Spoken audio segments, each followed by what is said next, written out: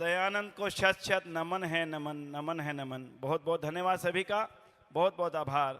सभी बेटियों के लिए जोरदार तालियों द्वारा अभिनंदन। मैं निवेदन करने चला हूं महर्षि दयानंद की जीवन स्मृति, डीएवी कॉलेज मैनेजिंग कमेटी के चेयरमैन और इस समारोह के अध्यक्ष आदरणीय श्रीमान पूनम सूरी जी से। पद्मश्री पूनम सूरी जी वे आएँ और सभी का अभिनंदन करें। माननीय श्रीमान पूनम, इधर से सर, इधर से।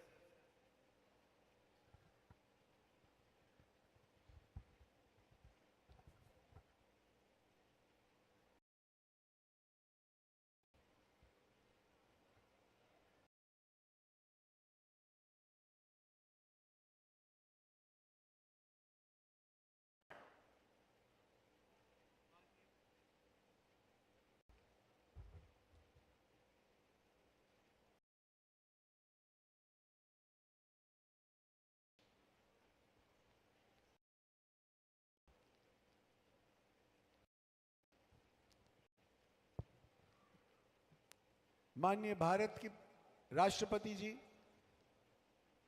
Shrimati by screening a short video on UPI and RuPay card services that are being launched today.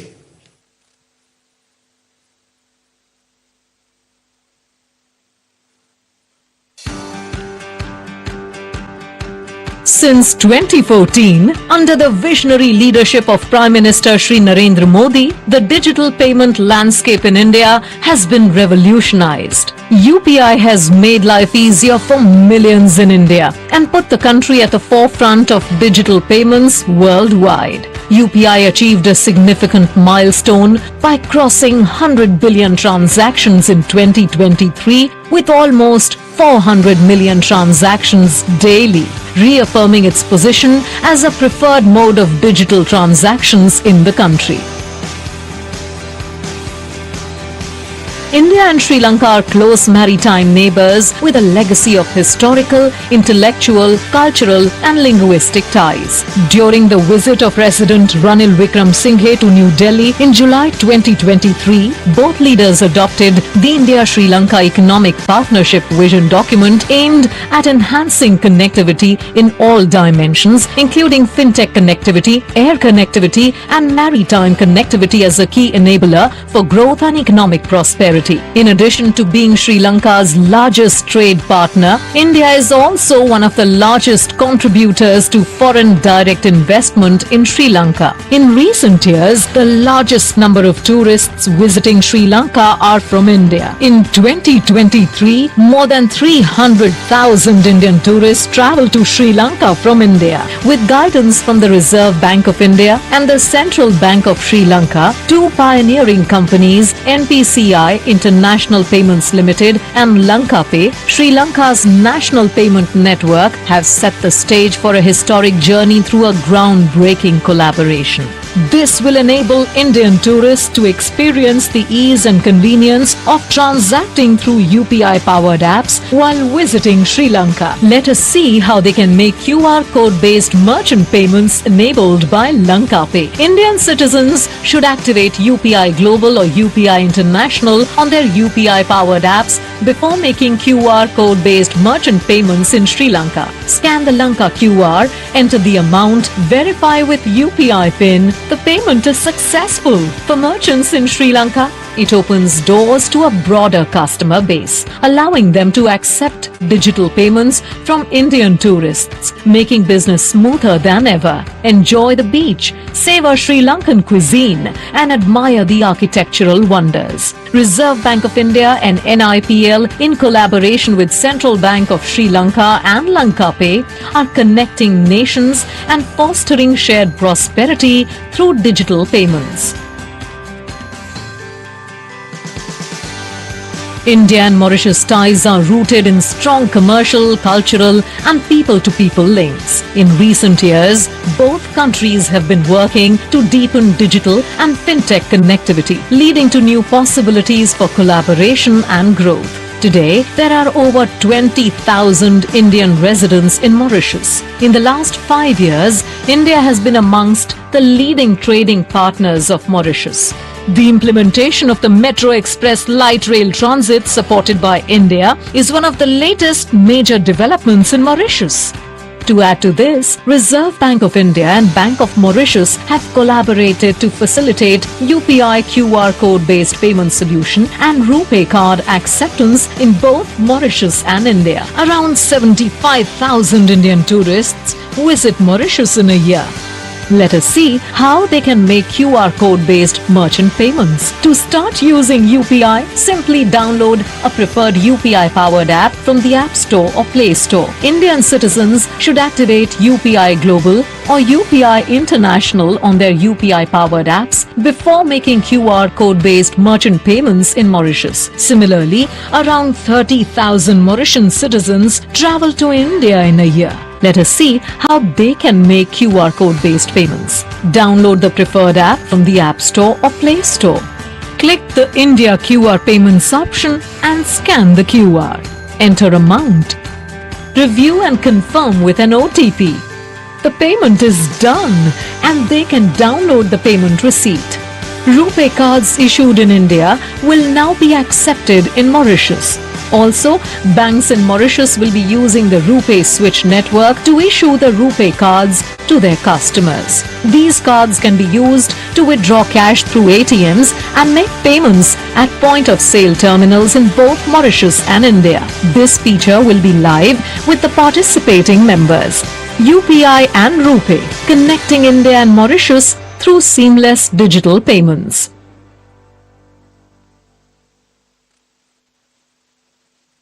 I now invite dignitaries to witness the first UPI transaction conducted by an Indian national in Sri Lanka. We will now undertake the first UPI transaction in Sri Lanka.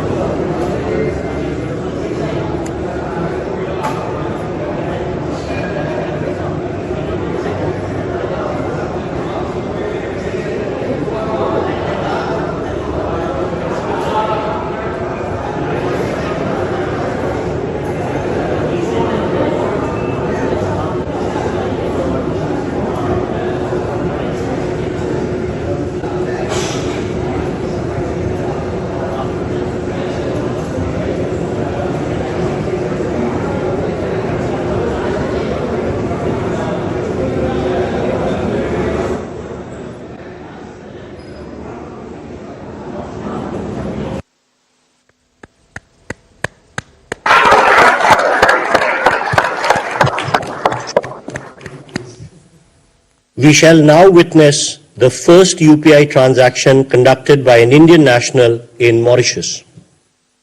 We will now undertake the first UPI transaction in Mauritius.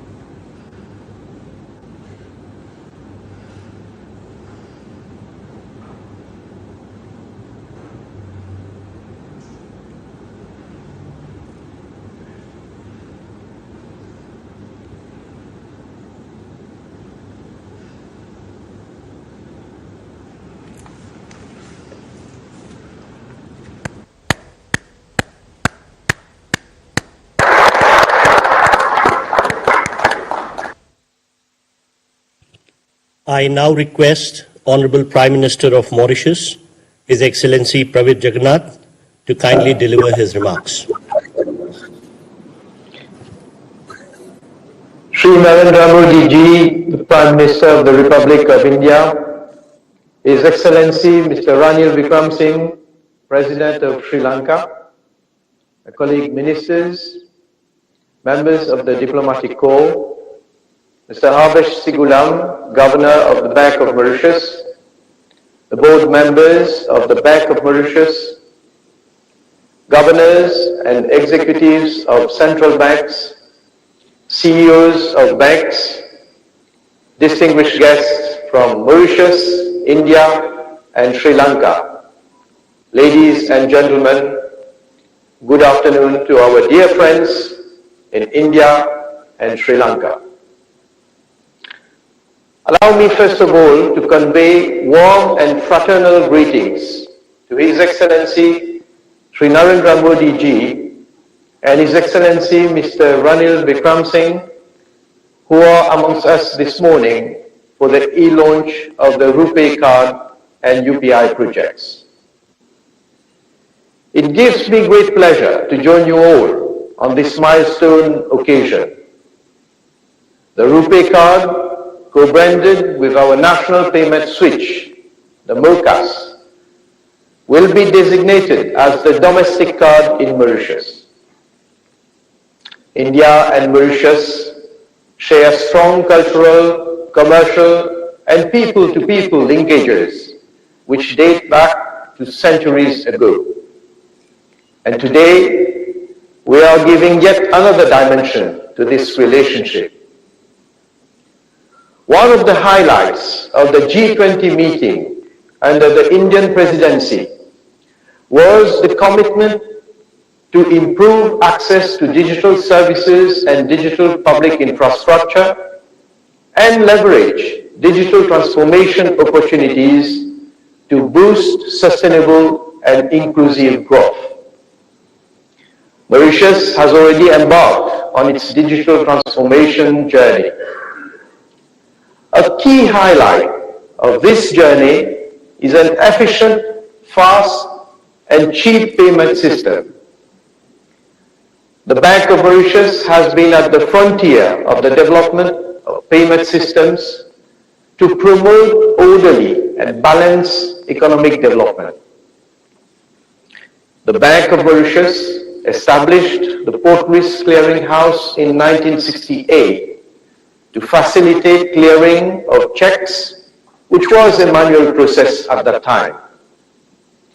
With the advent of technology in the payments domain, the bank modernized payment infrastructures through the implementation of a real-time gross settlement system, the Mauritius Automated Clearing and Settlement System, in December 2000.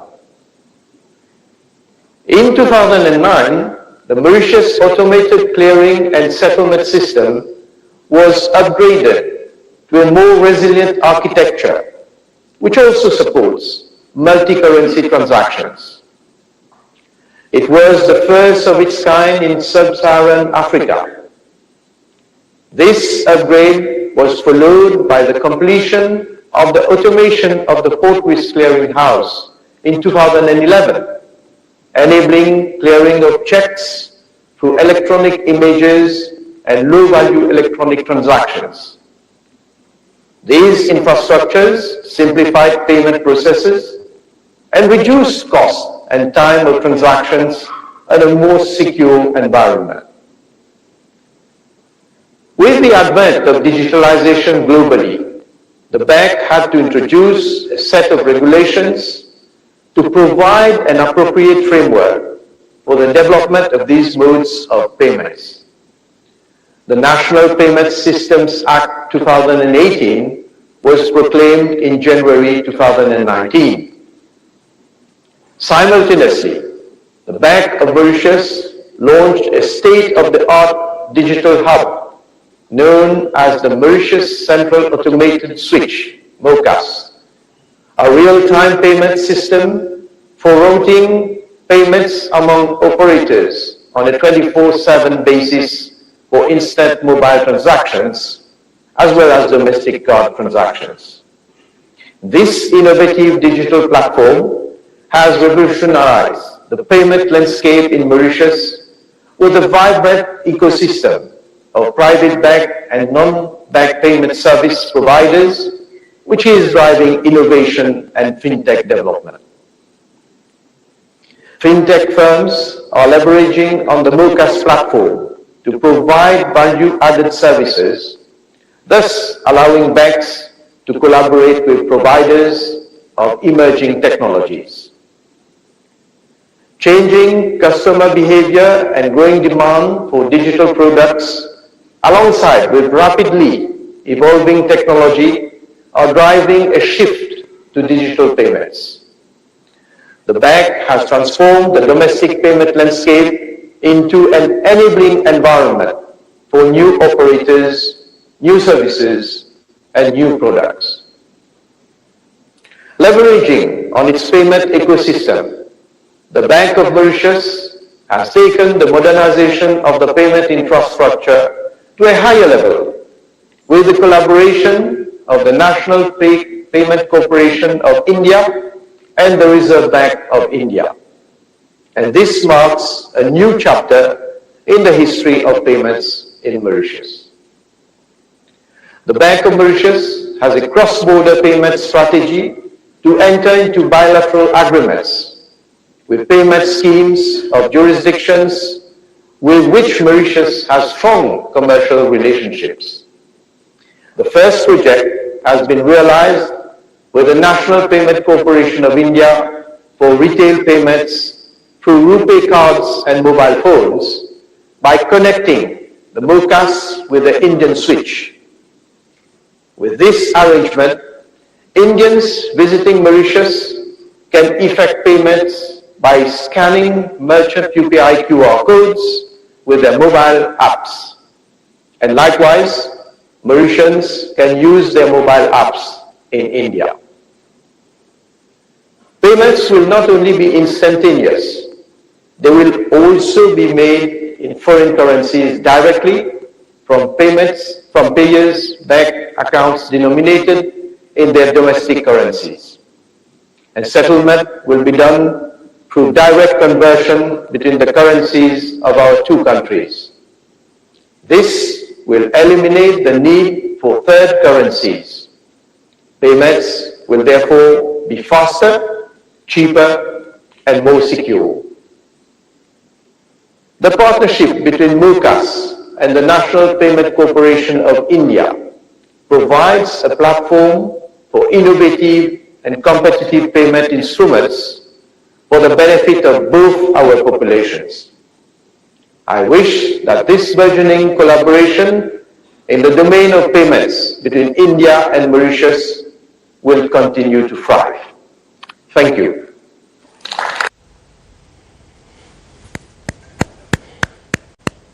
Thank you, Excellency. I would now request Honorable President of Sri Lanka, His Excellency Ranil Wickremesinghe, to kindly deliver his remarks on this occasion.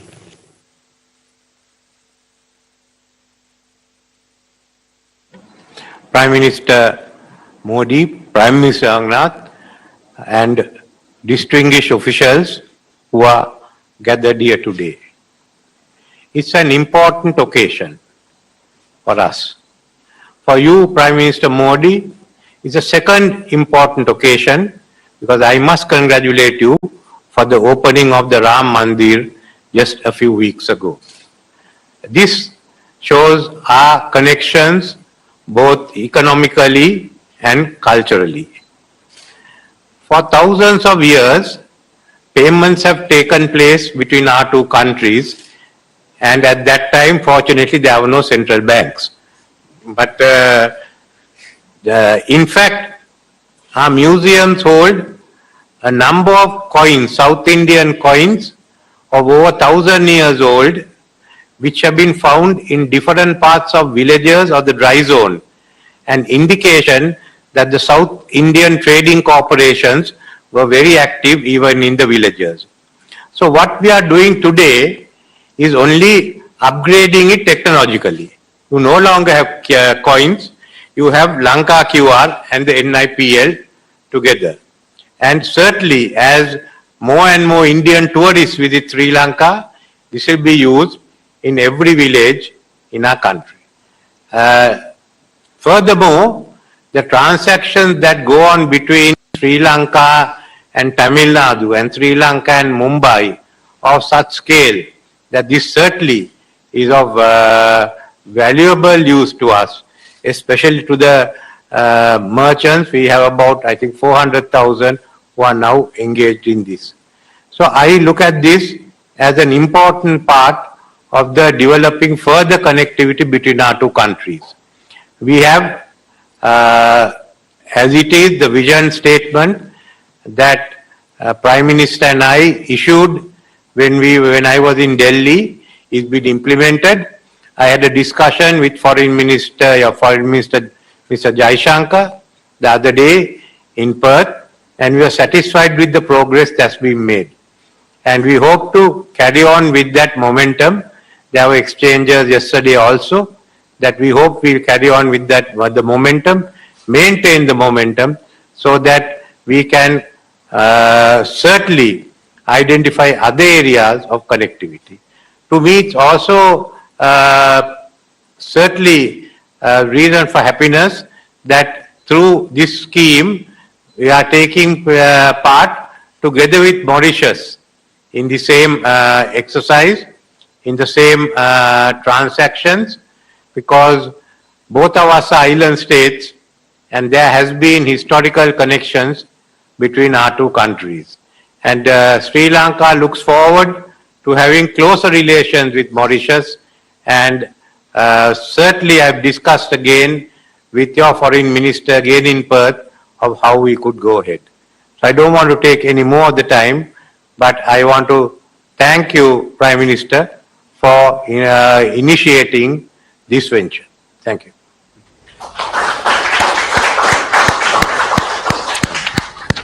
Thank you, Excellency. I would now request Honorable Prime Minister of India, Shri Narendra Modi ji, to kindly address this special event.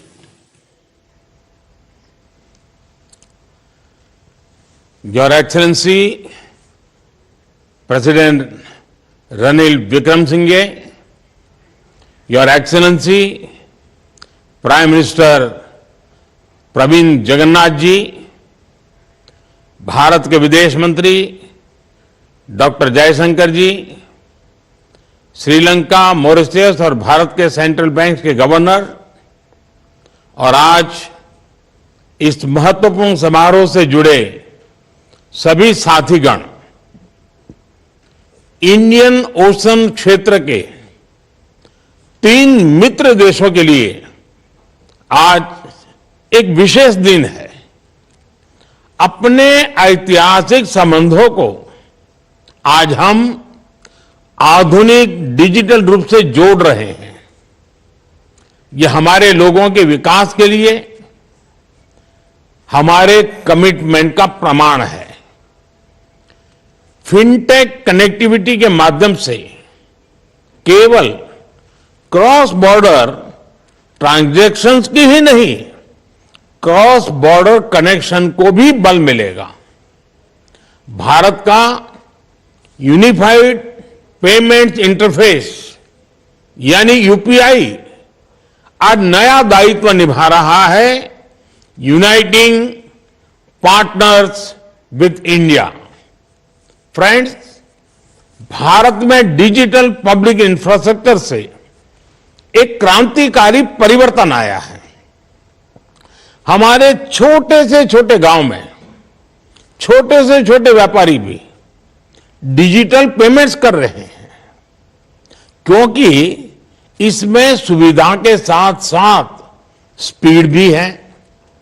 पिछले वर्ष UPI के माध्यम से record 100 billion से ज्यादा transactions हुए हैं। इनका मूल्य 2 लाख करोड़ रुपए यानी 8 ट्रिलियन श्रीलंका रुपये और 1 ट्रिलियन मॉरिशस रुपये से जुड़ा है, ज्यादा है। जेम ट्रिनिटी यानी बैंक अकाउंट, आधार और मोबाइल फोन के माध्यम से हम लास्ट माइल डिलीवरी कर रहे हैं।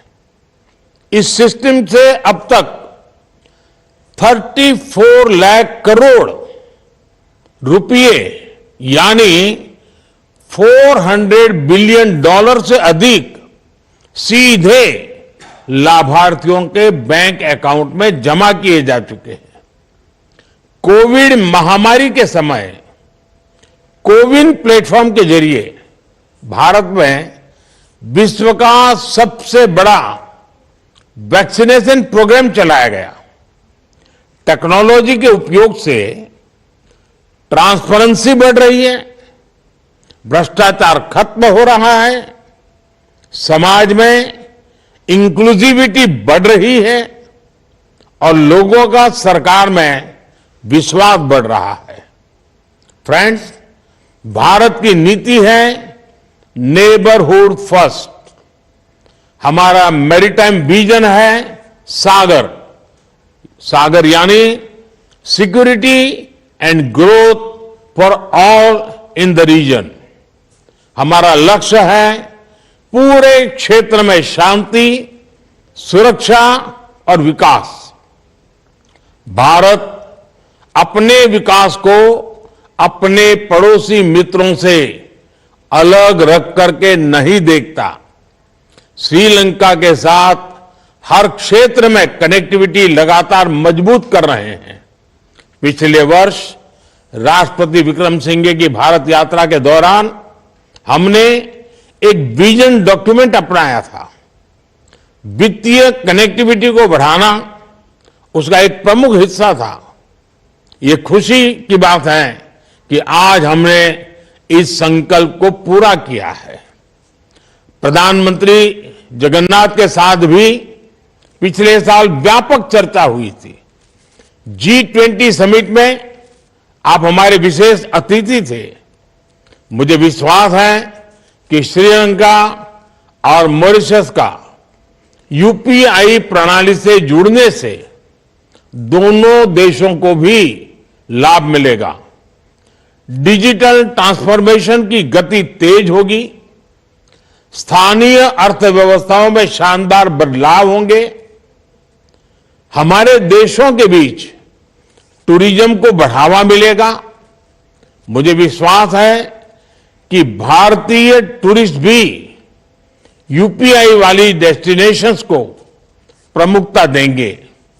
श्रीलंका और मॉरिशस में रहने वाले भारतीय मूल के लोगों को और वहां पढ़ने वाले विद्यार्थियों को भी इसका विशेष लाभ होगा। मुझे खुशी है कि एशिया में नेपाल, भूटान, सिंगापुर और गल्फ में यूएई के बाद अब मॉरिशस से रुपे कार्ड की अफ्रीका में शुरुआत हो रही है। इससे मॉरिशस से भारत आने वाले लोगों को भी सुविधा होगी, हार्ड करेंसी खरीदने की जरूरत भी कम होगी। यूपीआई और रुपे कार्ड व्यवस्था से हमारी अपनी करेंसी में रियल टाइम कम खर्च पर और सुविधाजनक तरीके से भुगतान होगा। आने वाले समय में हम क्रॉस बॉर्डर रेमिटेंस यानी person to person P2P payment facility की तरफ बढ़ सकते हैं। एक्सेलेंसी, आज का यह लॉन्च ग्लोबल साउथ सहयोग की सफलता का प्रतीक है। हमारे संबंध मात्र लेन देन के नहीं, ये ऐतिहासिक संबंध है। इसकी ताकत हमारे पीपल टू पीपल रिलेशंस मजबूती देते हैं। पिछले 10 सालों में हमने दिखाया है कि कैसे हर संकट की घड़ी में भारत लगातार अपने पड़ोसी मित्रों के साथ खड़ा रहता है। चाहे आपदा प्राकृतिक हो, हेल्थ संबंधी हो, इकोनॉमिक हो या अंतर्राष्ट्रीय पटल पर साथ देने की बात हो, भारत फर्स्ट रिस्पॉन्डर रहा है और आगे भी रहेगा। G20 की अपनी अध्यक्षता में भी हमने ग्लोबल साउथ की चिंताओं पर विशेष ध्यान दिया। भारत के डिजिटल पब्लिक इंफ्रास्ट्रक्चर का लाभ ग्लोबल साउथ के देशों को पहुंचाने के लिए हमने सोशल इंपैक्ट फंड भी स्थापित किया है। फ्रेंड्स, मैं राष्ट्रपति रनिल विक्रमसिंघे और प्रधानमंत्री प्रवीण जगन्नाथ जी का हार्दिक धन्यवाद करता हूं, जिन्होंने इस लॉन्च में महत्वपूर्ण भूमिका निभाई।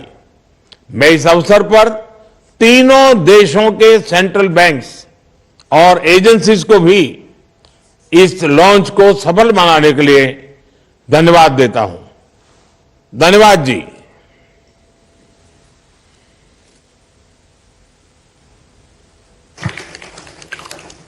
Thank you, sir.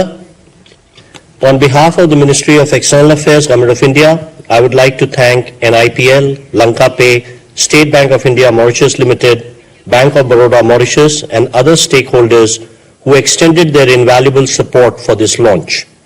I take this opportunity to convey our deep gratitude to Honorable Prime Minister of India, Honorable President of Sri Lanka, Honorable Prime Minister of Mauritius, ministers, the governors of the central banks of the three countries, and other dignitaries for gracing this occasion with their presence. This brings the special event to a close. Namaskar.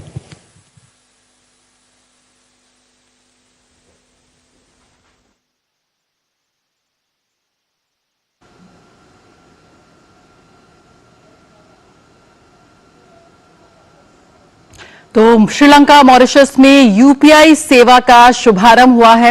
आप देख रहे थे ये खास कार्यक्रम जिसमें प्रधानमंत्री नरेंद्र मोदी के साथ श्रीलंका के प्रेसिडेंट जो मनुष्य समाज से ही अलग कर दिया गया था। उस जमाने में पहले महापुरुष थे ऋषि दयानंद सरस्वती, जिन्होंने इन विचारों को रद्दी की टोकरी में फेंकने का काम किया और उन्होंने ये शब्द बोले थे, ध्यान करो, उनका एक दूसरा सिद्धांत आर्य समाज के नियम में जो लिखा, प्रत्येक व्यक्ति को अपनी ही उन्नति में संतुष्ट नहीं रहना चाहिए, किंतु सबकी उन्नति में अपनी उन्नति समझनी चाहिए। ये स्वामी दयानंद का उद्बोध था। सारी मानव जाति को उन्होंने समरसता का पाठ दिया, मनुष्य मनुष्य में भेद दूर किया और इसी के साथ उन्होंने इस देश की आर्थिकी व्यवस्था को समृद्ध करने के लिए गौ कृषि आदि रक्षणी सभा की स्थापना की। मैं वो जानते थे कि अंग्रेज ने, मुगल शासकों ने भारत को निर्धन बना दिया है। उन्होंने उस काल में स्वदेशी का नारा दिया था। उस काल में उन्होंने भारत की आजादी का बिगुल बजाते हुए बहुत बड़ी क्रांतिकारियों की एक सेना का उनके विचारों ने निर्माण किया। 1857 की क्रांति से लेकर भारत की आजादी के काल तक जितने भी क्रांतिकारी आए वो सब स्वामी दयानंद से प्रेरित थे। उन्होंने भारत की आध्यात्मिक चेतना को जगाया, वेदों की संस्कृति की पुनर्स्थापना करने का काम किया, समाज में जो अज्ञान, अंधकार, पाखंड फैला हुआ था उसे दूर किया। हर वो कार्य ऋषि दयानंद ने किया जिससे मेरा देश चहुमुखी विकास करे, भारत पुनः विश्व गुरु के रूप में आए। आज हम सबको प्रसन्नता है। इसलिए प्रसन्नता है क्योंकि आर्य समाज विशुद्ध राष्ट्रवादी संस्था है। हमें गर्व है इस बात का कि इस गुजरात की धरती ने समय समय पर महापुरुषों को जन्म दिया और वर्तमान में एक ऐसे यशस्वी प्रधानमंत्री देश को दिए हैं जिन्होंने भारत की गौरव और गरिमा को दिग दिगंत में पूरे विश्व में पहुंचाने का काम किया। भाई और बहनों, ये छोटा काम नहीं है। रूस और यूक्रेन का युद्ध चल रहा हो, भारत के 20,000 बेटे बेटियां वहां फंसे हों, इस देश की गरिमा और गौरव इतना विश्व में और क्या बढ़ सकता है कि भारत का प्रधानमंत्री दो दुश्मन देश जहां बम बरस रहे हैं, गोले बरस रहे हैं, युद्ध चरम सीमा पे है, लेकिन मेरे देश का प्रधानमंत्री दोनों राष्ट्राध्यक्षों को युद्ध विराम की बात करता है और युद्ध विराम होता है और भारत के 20,000 बेटा बेटी बाहर ही नहीं आते, उनके साथ पाकिस्तान जैसे लोगों ने भी तिरंगा उठाना पड़ा और भारत में की शरण में आना पड़ा। ये गरिमा और गौरव है। आज भारत चहुमुखी विकास कर रहा है। भारत में स्वामी दयानंद सरस्वती इसकी समृद्धि देखना चाहते थे, इसको उन्नत भारत देखना चाहते थे। आज उसी दिशा में भारत बढ़ रहा है। आप देश के किसी कोने में जाइए, वहां ऐसे चमकते हुए रोड आपको मिलेंगे जो आज अमेरिका के पास भी नहीं है। आज अपने एयरपोर्ट देखेंगे, उनके एयरपोर्ट तो बूढ़े हो गए हैं, हमारे सारे एयरपोर्ट जवान बन रहे हैं। हमारे यहाँ रेल की कनेक्टिविटी को देखिए, वंदे भारत हर 20 दिन में एक नई आ रही है।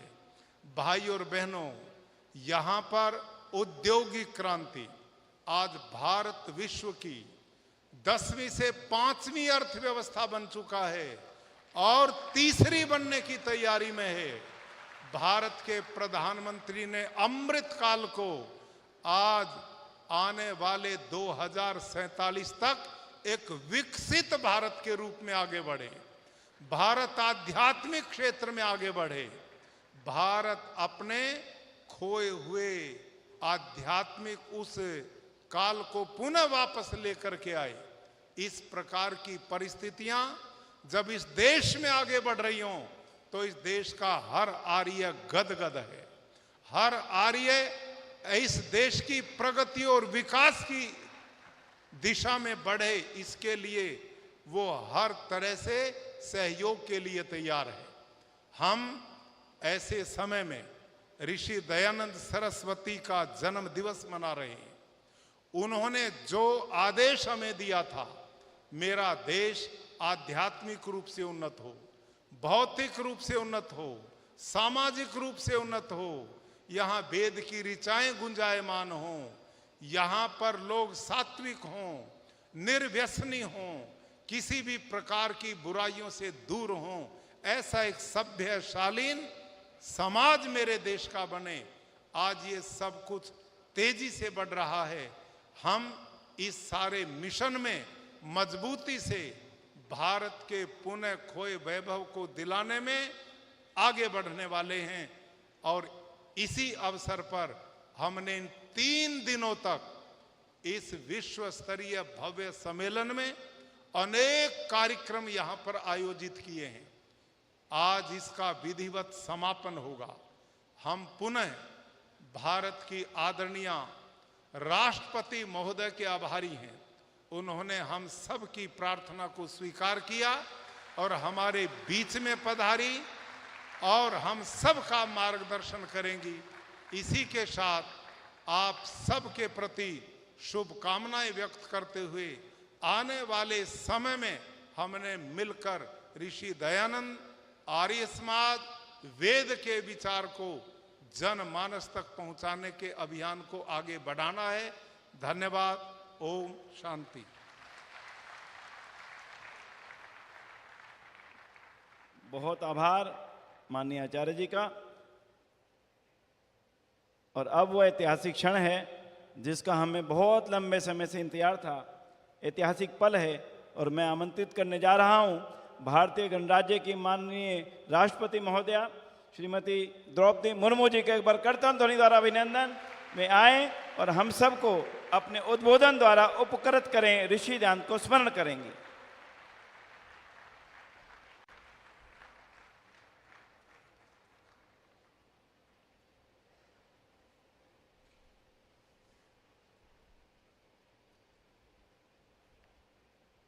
इस भव्य समारोह में उपस्थित गुजरात के राज्यपाल आचार्य देवव्रत जी, मुख्यमंत्री श्री भूपेंद्र भाई पटेल जी, सार्वदेशिक आर्य प्रतिनिधि सभा के अध्यक्ष श्री सुरेश चंद्र आर्य जी, दयानंद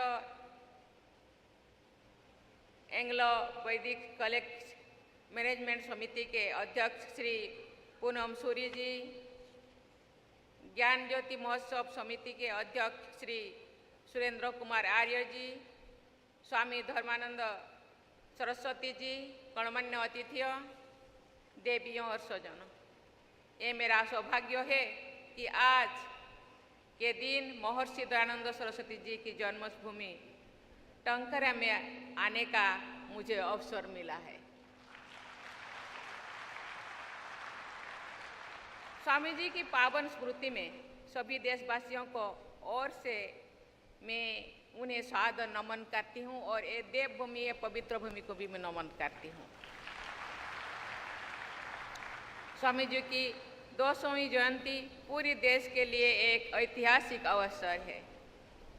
इस अत्यंत महत्वपूर्ण अवसर पर जन्म उत्सव ज्ञान ज्योति पर्व स्मरण उत्सव समारोह का आयोजन करने के लिए मैं दिल्ली आर्य प्रतिनिधि सभा श्री महर्षि दयानंद सरस्वती स्मारक ट्रस्ट टंकारा तथा समस्त आर्य संगठनों की सराहना करती हूँ। देवियों और स्वजनों, हमारी भारत भूमि धन्य रही है जिसने महर्षि दयानंद सरस्वती जैसी अद्भुत विभूतियों को जन्म दिया है। महान आध्यात्मिक पथ प्रदर्शक श्री अरबिंदो ने महर्षि दयानंद सरस्वती की महानता को व्यक्त करते हुए कहा था कि वे मनुष्यों और संस्थानों की मूर्तिकार थे। मुझे बताया गया है कि आर्य समाज संस्था से जुड़े लगभग 10,000 केंद्र आज मानवता के विकास और कल्याण के लिए कार्यरत है। स्वामी जी के आदर्शों का गहरा प्रभाव लोकमान्य तिलक, लाला हंसराज, स्वामी श्रद्धानंद और लाला लाजपत राय जैसे महापुरुषों पर पड़ा। स्वामी जी और उनके असाधारण अनुयायियों ने भारत के लोगों में नई चिंता का और नई चेतना का, आत्मविश्वास का संचार किया। कठियावाड़ की इस धरती ने भारत माता के महानतम सपूतों को जन्म दिया है। महर्षि दयानंद सरस्वती के बाद की पीढ़ियों में इसी क्षेत्र से राष्ट्रपिता महात्मा गांधी का जन्म हुआ। स्वामी जी ने समाज सुधार का बीड़ा उठाए और सत्य की सिद्ध करने के लिए सत्यार्थ प्रकाश नामक अमर ग्रंथों की रचना की। महात्मा गांधी ने भारतीय राजनीति में जन जन को शामिल करते हुए उसे आध्यात्मिक आधार दिया और सत्य के प्रयोग नामक आत्मकथा की रचना की। ये दोनों ग्रंथ हमारे देशवासियों का ही नहीं बल्कि मानवता का मार्गदर्शन करते रहेंगे और करते ही रहेंगे। कठियावाड़ में जन्म इन दोनों महापुरुषों के जीवन से सभी देशवासियों तथा पूरी मानवता को प्रेरणा मिलती रहेगी। इन दोनों महान विभूतियों से जुड़े एक तथ्यों का मैं उल्लेख करना चाहूँगी। अपने ग्रंथ सत्यार्थ प्रकाश में स्वामी जी ने नमक कानून का विशेष विरोध किया था। उस ग्रंथ के प्रकाशन के लगभग 5 दशकों के बाद महात्मा गांधी ने नमक कानून का उल्लंघन किया और हमारे स्वाधीनता संग्राम में एक नए ऊर्जा का संचार किया। देश की सोई हुई आत्मा को जगाने, समाज को नैतिकता और समानता के आदर्शों से जोड़ने तथा देशवासियों में आत्मगौरव का संचार करने में सौराष्ट्र की इस भूमि ने पूरे राष्ट्र को सही दिशा दिखाई है। भारत ने आधुनिक इतिहास का अध्ययन करने वाला ये जानते हैं कि आरंभ में स्वामी जी संस्कृत में ही अपने बात कहते और लिखते थे, लेकिन उन्होंने ये सोचा कि उन्हें सामान्य लोगों से सीधा संपर्क बनाना चाहिए। इसलिए स्वामी जी ने समाज को सही दिशा दिखाने के लिए जौन भाषा यानी हिंदी का प्रयोग करना शुरू किया। देवियों और स्वजनों, महर्षि दयानंद सरस्वती जी ने 19वीं सदी के भारतीय समाज में व्याप्त अंधविश्वासों और कुरीतियों को दूर करने का बीड़ा उठाया। उनके द्वारा फैलाए गए प्रकाश से रूढ़ियों और अज्ञान का अंधेरा दूर हुआ और प्रकाश तब से लेकर आज तक देशवासियों को मार्गदर्शन करता रहा और भविष्य में भी करता रहेगा। स्वामी जी ने समाज को आधुनिकता और सामाजिक न्याय का रास्ता दिखाया। उन्होंने बाल विवाह और बहु विवाह का कड़ा विरोध किया। उन्होंने विधवा विवाह को प्रोत्साहित किया। वे नारी शिक्षा और नारी स्वाभिमान की प्रबल पक्षधर थे। आर्य समाज द्वारा कन्या पाठशालाएं और छात्राओं के लिए उच्च शिक्षण संस्थानों की स्थापना के द्वारा महिला सशक्तिकरण को अमूल्य योगदान दिया गया है। आज हमारी बेटियां विभिन्न क्षेत्रों में उपलब्धियां के नई कीर्तिमान स्थापित कर रहे हैं। ये बदलाव नारी स्वाभिमान के प्रति स्वामी जी के दृष्टिकोण के अनुरूप है। महात्मा गांधी मानते थे कि छुआछूत को दूर करने के लिए स्वामी दयानंद जी का अभियान समाज सुधार का उनका सबसे महत्वपूर्ण कार्य था। गांधी जी ने स्वयं भी स्वामी जी के उस अस्पृश्यता उन्मूलन अभियान को सर्वाधिक महत्व दिया। स्वामी जी के समानता तथा समावेश के आदर्शों के अनुरूप अखिल भारतीय दयानंद सेवाश्रम संघ द्वारा जनजातीय आबादी वाले क्षेत्रों में विद्यालय चलाया जा रहा है। आदिवासी युवाओं के लिए कौशल विकास केंद्र चलाया जा रहा है। इन स्कूलों और केंद्रों में छात्रों को निःशुल्क आवास और शिक्षा प्रदान की अभी भी चल रहा है। मुझे ये जानकर प्रसन्नता हुई है कि आर्य समाज द्वारा स्वामी जी की 200वीं जयंती मनाने के 2 वर्ष तक चलाने वाले श्रवण उत्सव के दौरान बहुत ही उपयोगी मुद्दों पर केंद्रित आयोजन किए जा रहा है। पारिवारिक और सामाजिक सौहार्द, प्राकृतिक कृषि तथा नशामुक्त से जुड़े आयोजन स्वामी जी के आदर्शों के अनुरूप एक स्वच्छ समाज तथा स्वस्थ समाज, स्वर्णिम भविष्य के निर्माण में सहायक सिद्ध होंगे। गुजरात के वर्तमान राज्यपाल आचार्य देवव्रत जी आर्य जी की प्राकृतिक कृषि के क्षेत्र में अमूल्य मार्गदर्शन करते रहे हैं। सस्टेनेबल एग्रीकल्चर मानवता के भविष्य और स्वास्थ्य के लिए अनिवार्य है। स्वच्छ जल और अच्छी मिट्टी के बिना शरीर स्वस्थ नहीं रह सकता है। प्राकृतिक कृषि को अपनाना क्लाइमेट चेंज की चुनौतियों का सामना करने में भी सहायक होगा। आचार्य देवव्रत जी ने स्वामी दयानंद सरस्वती के विचारों और आदर्शों को पूरी निष्ठा के साथ आगे बढ़ाया है। इसके लिए मैं उनकी विशेष सराहना करती हूँ। अगले वर्ष स्वामी जी के द्वारा आर्य समाज की स्थापना के 150 वर्ष पूरी हो जाएंगे। मुझे पूरा विश्वास है कि आर्य समाज से जुड़े सभी लोग पूरे विश्व को श्रेष्ठ बनाने की स्वामी जी की सोच को कार्य रूप देने के दिशा में निरंतर आगे बढ़ते रहेंगे।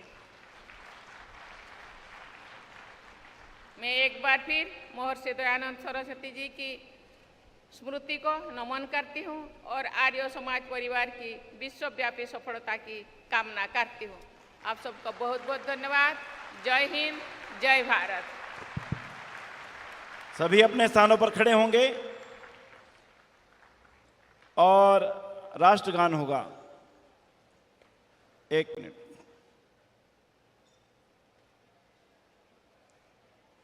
राष्ट्रगान